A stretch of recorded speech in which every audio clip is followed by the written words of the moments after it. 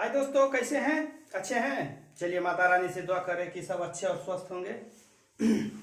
हम लोग क्या पढ़ रहे थे? अनुपात समानुपात रेशियो था। रेशियो का एक क्लास हुआ था जिसमें शॉर्ट ट्रिक बताए थे, उसका सूत्र वो सब रिवाइज कर रहे हैं ना।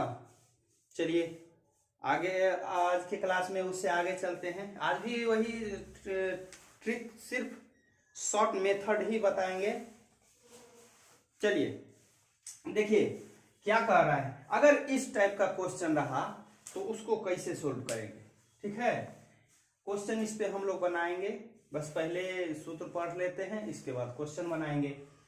यदि किसी राशि x को a b c के बीच क्रमशः m अनुपात n अनुपात और y अनुपात में बांटा जाए तो इस टाइप का क्वेश्चन रहेगा तो a का भाग क्या होगा। अब a का भाग यहाँ पे समझते हैं कि a का भाग m, b का भाग n और c का भाग y, ठीक है। तो a का पूछ रहा है तो जिसका पूछे उसका अनुपात ऊपर, जिसका पूछे उसका अनुपात ऊपर, बट्टा के नीचे तीनों अनुपात का योग, बट्टा के नीचे तीनों अनुपात का योग, और गुना में क्या करेंगे, किस राशि को वितरण कर रहा है तीनों में, ए बी सी में किस राशि को, तो वो राशि दे देना है बस। बी का पूछे, अब सेम प्रक्रिया इसमें भी होगा।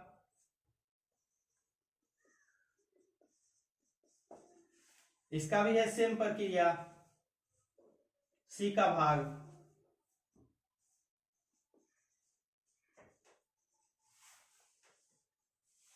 ठीक है दोस्त।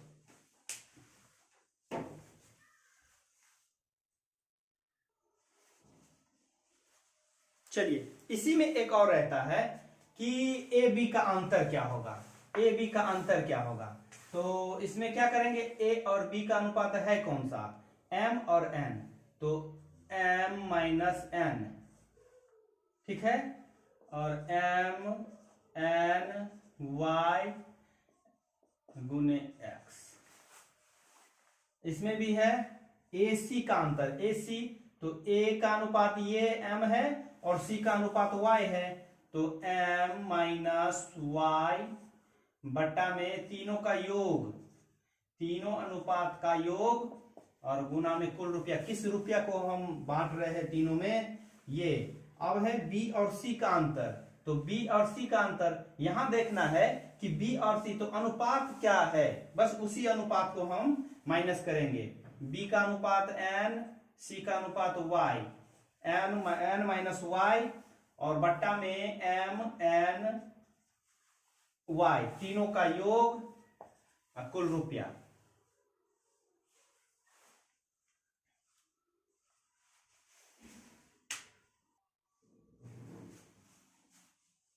देखिए ये सूत्र क्या कह रहा है, यदि किसी राशि को a तथा b के बीच x और y अनुपात में बांटा गया हो और a और b का हिस्सा का अंतर p हो।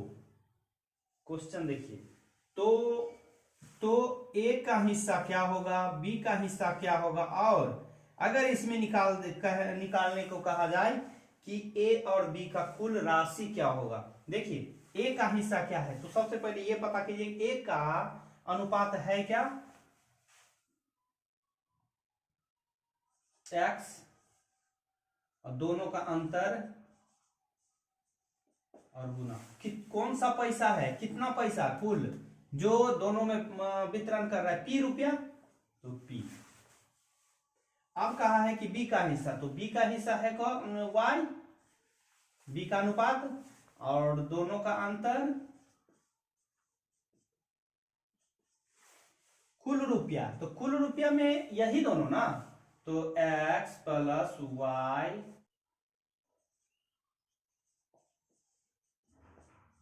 p।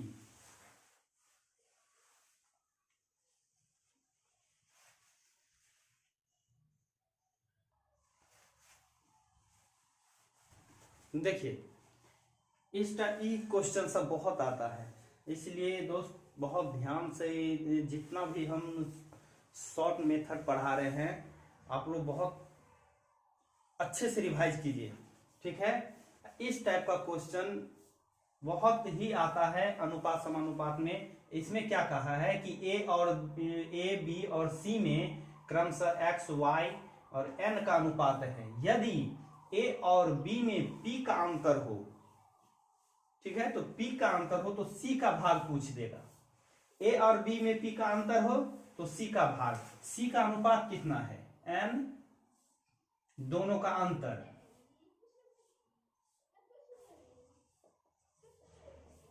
और गुना पी।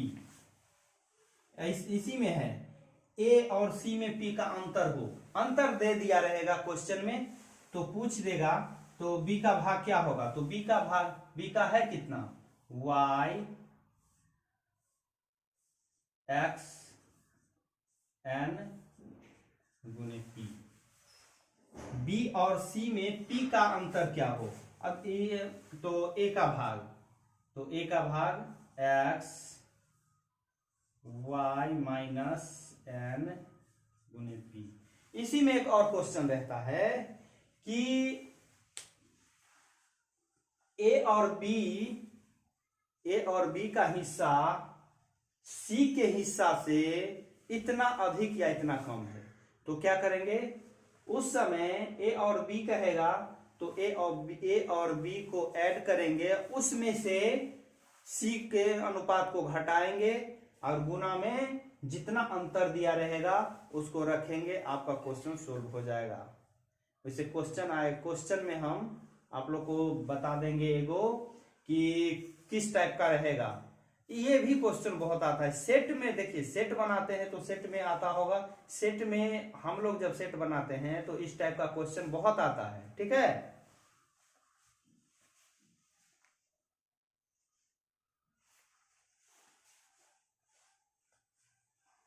देखिए ये नोट वाला क्वेश्चन बहुत आप लोग पढ़ रहे हैं अभी। आप देख, जैसे कि 3 प्रकार का नोट दे दिया, 1 रुपया, 2 रुपया, 5 रुपया, ऐसा करके इसका अनुपात दे दिया और किसी एक नोट की संख्या हमको पूछ दिया है, ठीक है। तो इसमें क्या करना है? देखिए अगर ये x रुपया के नोटों की संख्या पूछे, x रुपया, तो x रुपया का अनुपात क्या है? m, ठीक है। और x का अनुपात m है तो x को m से गुना कर देंगे। y का अनुपात n है तो y को n से गुना कर देंगे।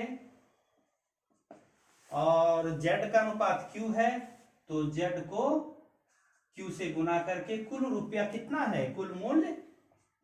बस आपका क्वेश्चन सोल्व। नोट वाला क्वेश्चन बहुत आता है, आप लोग सेट बनाते होइएगा तो देखिए उसमें देखते हैं कि कितना क्वेश्चन आता है और किस टाइप का क्वेश्चन आता है। और इसमें बस कोई एक निकालने को कहेगा, या तो ए का निकालिए या x रुपये का, y रुपये का, z रुपये का, बस ये सूत्र लागू कर दीजिए। अब है यहां कि y रुपया, तो y का n, सेम कंडीशन इसमें भी y n प्लस z का है q और गुना में b। अब हमको पूछेगा z रुपया की संख्या, z रुपया, तो z रुपया में q x m plus y n plus z q।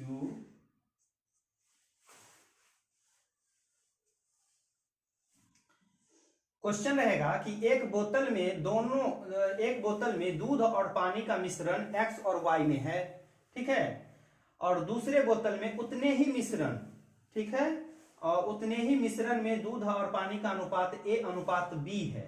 तो तीसरे बोतल में दोनों बोतलों के मिश्रण को डाल दिया जाए तो उसमें दूध और पानी का मिश्रण क्या होगा।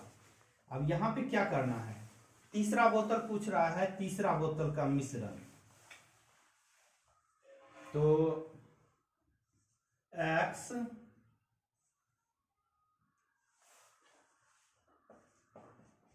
y, ठीक है, a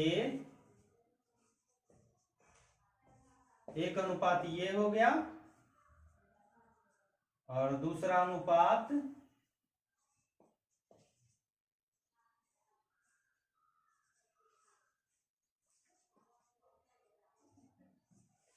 बस, कुछ नहीं करना है।